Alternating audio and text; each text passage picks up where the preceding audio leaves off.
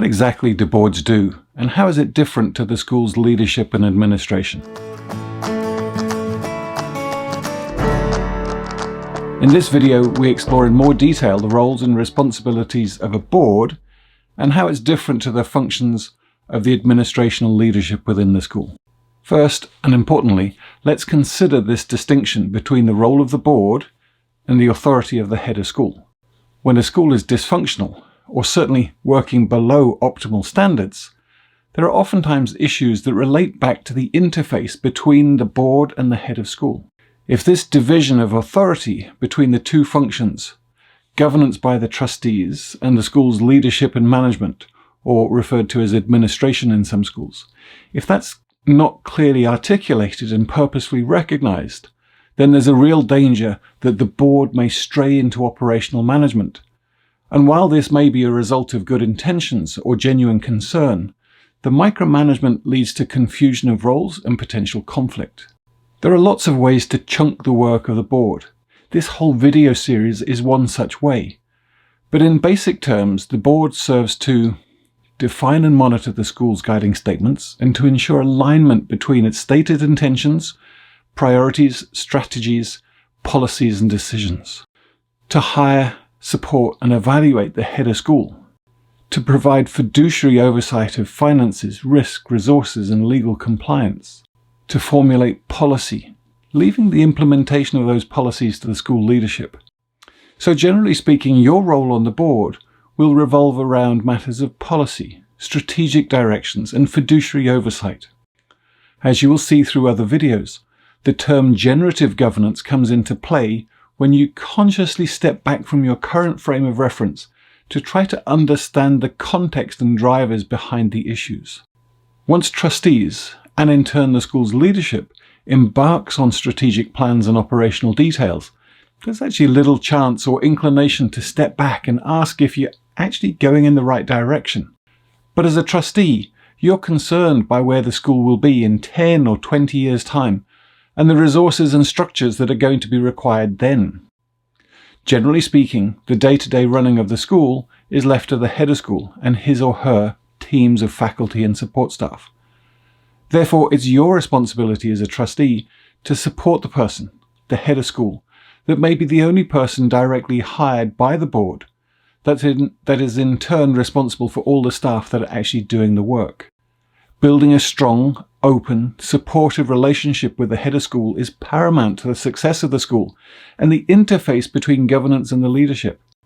The board is responsible for the performance, goals and development for the head of school, as well as any contract negotiations, succession planning and appointment.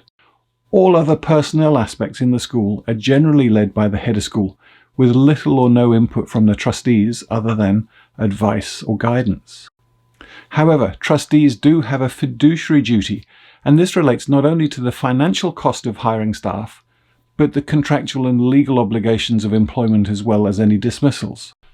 As mentioned, you have a fiduciary responsibility. That is the responsibility to act in the best interest of the school, whether you're part of the finance committee or not.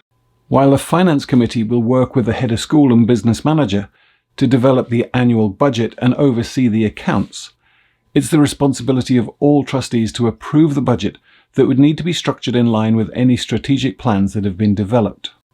Since budgets involve projections about student enrollment, school fee levels, staff salaries and major capital development projects, you'll need to be aware of the challenges and drivers in order to make informed decisions about these. The strategic plans are a crucial role for the board, since they take into account the school's history, its current position and future aspirations, so that in 5, 10 or 20 years the school is in a stronger position to offer appropriate education to the children. Strategic planning often happens at a major meeting or retreat, perhaps every few years, but that doesn't mean that the ideas then get shelved until the next year or the next meeting. It's important that trustees keep these strategic plans in mind and have a clear picture so that they can appreciate the measures of success.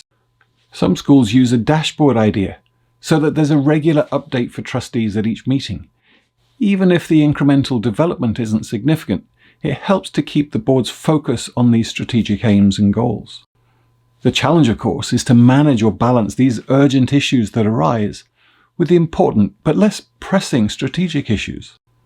Boards can often get bogged down with parental complaints, financial concerns, legal challenges, and responses to things like coronavirus.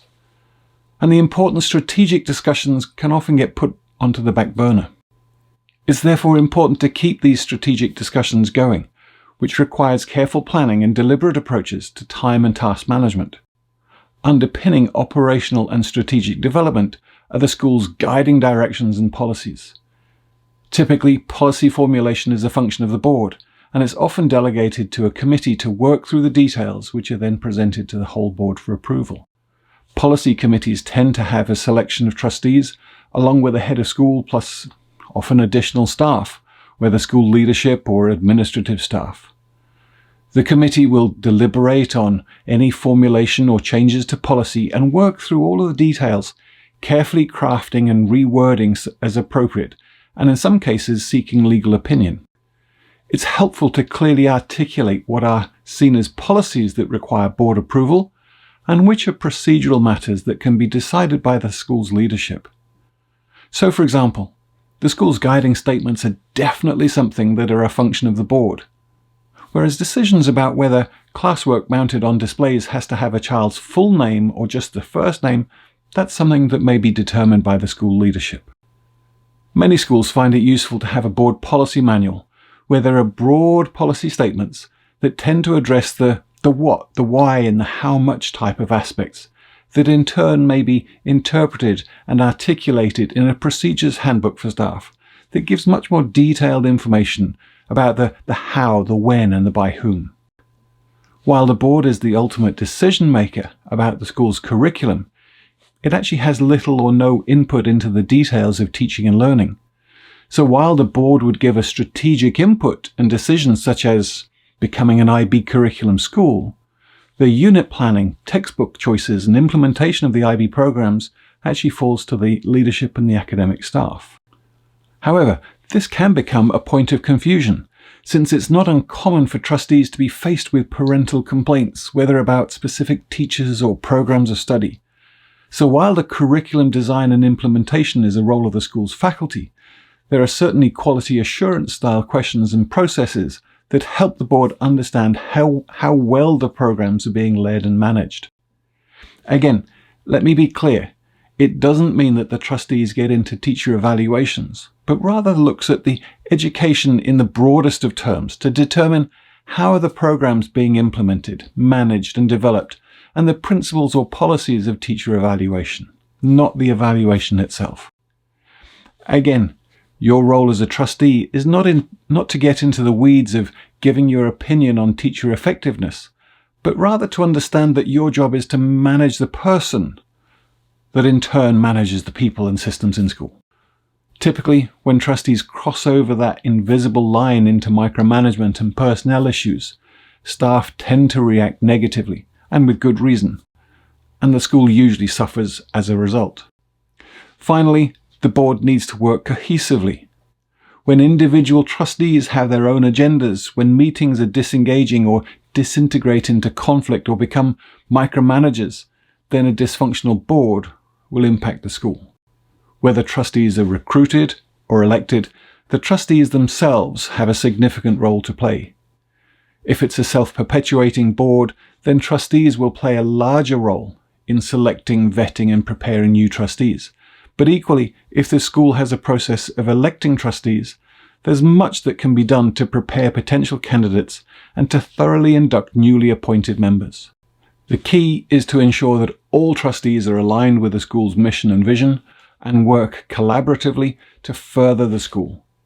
Knowing where the school has come from, where it is now, and where it's heading is key, but so too are the metacognitive skills to recognize when passion becomes prejudice and personal agendas replace the long-term success of the school.